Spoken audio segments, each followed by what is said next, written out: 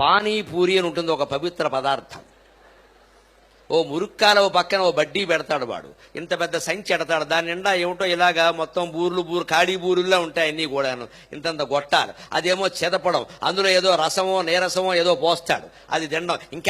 ఇంకా వై అన్న. వాడి చెయ్యి పవిత్రం, ఆ పానీ పవిత్రం, ఆ పూరి పవిత్రం, ఆ సంచి పవిత్రం, ఆ గరిటె పవిత్రం, పక్కన మురిక్కాలవ పరమ పవిత్రం.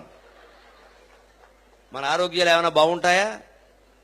రుచి ఒకటే కాదు, రుచితో పాటు శుచి ఉండాలి. అలాగని శుచి ఒక్కటే కాదు, శుచితో పాటు రుచి ఉండాలి. ఎప్పుడు ఆహారంలో రెండు ప్రధాన లక్షణాలు, ఒకటి శుచి, రెండు రుచి. అందులోనూ ప్రథమ ప్రాధాన్యం శుచి, రుచి కాదు. శుభ్రమైందా కాదా, నీకు రుచి సరిపోతే అలాగా. రుచి బాగుండాలంటే మీకేం అక్కర్లా. రేపు ఫిబ్రవరి 14 వస్తుందండి. ఏమిటంటే దాని పేరు ప్రేమికుల దినోత్సవం, లవర్స్ డే. అదో డే పరిగెట్టుకుని, ఏదో తద్దినంలాగా అదో ప్రేమికుల దినం. అంటే ఆ రోజుతో ప్రేమకి తద్దినం. పైగా ప్రభుత్వం వారు చాలా ఆలోచించి పెట్టారు. ఫిబ్రవరి 14 ప్రేమికుల దినోత్సవం, నవంబర్ 14 బాలల దినోత్సవం. అంటే సరిగ్గా 9 నెలల గ్యాప్ మధ్యలో చూసుకోండి మీరు. అంటే ఇప్పుడు ప్రేమించుకుంటే అప్పుడు పిల్లల ఖాయం, అనుమానం వెళ్ళా. సరిగ్గా 9 నెలలు, ఇది ఫిబ్రవరి 14, అది నవంబర్ 14, 9 నెలల గ్యాప్ ఆలోచించి పెట్టారు. 2 రోజులు కూడా ఎవరు పెట్టాడు? మహానుభావుడు. ఇప్పుడు ప్రేమించుకోండి ఇందిరా పార్కులో, అప్పటికి పిల్లాడు పుట్టేయడం ఖాయం, వాడికి బాలల దినోత్సవం చేసేయచ్చు.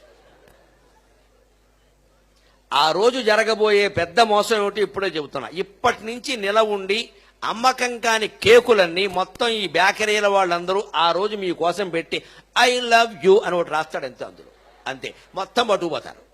మనకి ఐ లవ్ యూ కనపడితే చాలా, అది కేక రేక మనకి అక్కల. ఐ లవ్ యూ ఉంది, అది ఒకటేనా ఇంకా? అందుకే వాడు అమ్మేస్తాడు తేలిగ్గా. 10 రోజుల క్రితం తయారు చేసి వాసన వచ్చే కేకు మీద కెమికల్స్ జల్లేసి నీకు ఆ వాసన తెలియకుండా చేసేసి పైన ఐ లవ్ యూ రాసేస్తాడు. ఇవాళ మొత్తం ఆకర్షణీయత ప్రధానంగా వ్యాపారం జరుగుతోంది. మనం ఆ మోసంలో పడిపోవలసిందేనండి. బియ్యం, ఏ బియ్యం వండాలో ఇవాళ మనకి సినిమా నటీమణులు, ఖాతాలు లేని నటీమణులు, వృద్ధ చలనచిత్ర నటీమణులు బియ్యం గురించి మాట్లాడతారా? వీళ్ళు ఎప్పుడైనా అన్నం వండారండి అసలు ఇంట్లో? సినిమా యాక్టర్ చెబుతుందండి మనకి ఏ బియ్యం ఉండాలి, ఏ మసాలా వాడాలో మరో సినిమా నటి చెబుతుంది. వీళ్ళు వంట ఉండిందండి, మొగుడికి ఎప్పుడైనా అన్నం పెట్టారు అసలు వీళ్ళు? మనం మాత్రం ఆవిడ చెప్పింది మనం కొనేద్దాం. ఆవిడ చెప్తే నువ్వు కొనేవాడు, ఆ రంగంలో ఏమైనా ఆవిడకి అనుభవం ఉందా? ఎలా మాట్లాడతారండి?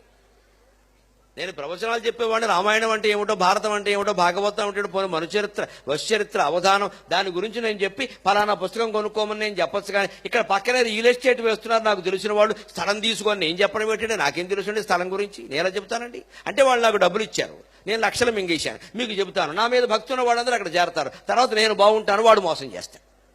ఇప్పుడు ఆ పాపంలో నాకు భాగం వచ్చినట్టు కదా. చేయవలసిన వ్యాపారాలు ఇదే, సెలబ్రిటీస్ కానీ జరుగుతున్నావు అవి. యువతరం మొత్తం మాయలో పడుతున్నారు. ఆ క్రికెట్ ప్లేయర్ చెప్పాడు, ఆ సినిమా యాక్టర్ చెప్పాడు అని మనం తాగుతూ ఉంటే అలాగా దాంట్లో ఏముందో చూడాలి. కానీ అందుకని ఆహారంలో శుచి, రుచి రెండు ప్రధానం.